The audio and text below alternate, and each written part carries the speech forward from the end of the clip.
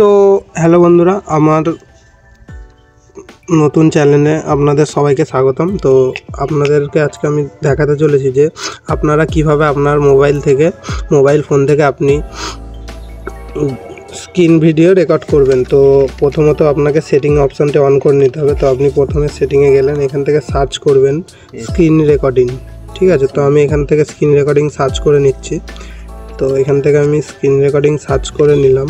তো এখানে দেখতেই পাচ্ছ প্রথমে আছে রেকর্ড সিস্টেম সাউন্ড। তো তুমি যদি এটা অফ করো, ঠিক আছে, তুমি যদি এটা অফ করো তো এটা হচ্ছে, ধরো তোমার সিস্টেমে কোনো একটা গান হচ্ছে, ঠিক আছে, তোমার মোবাইলে, তো এটা অন করলে তোমার সেই সিস্টেমের সাউন্ডটা ডিভাইস রেকর্ড করবে। ঠিক আছে, আর নিচেরটা হচ্ছে রেকর্ড মাইক্রোফোন সাউন্ড। তো রেকর্ড মাইক্রোফোন সাউন্ড এটার মানে হচ্ছে যে যদি তুমি তোমার ভয়েস বলো, ঠিক আছে, তুমি তোমার ভয়েসে যদি কিছু বলো করবে।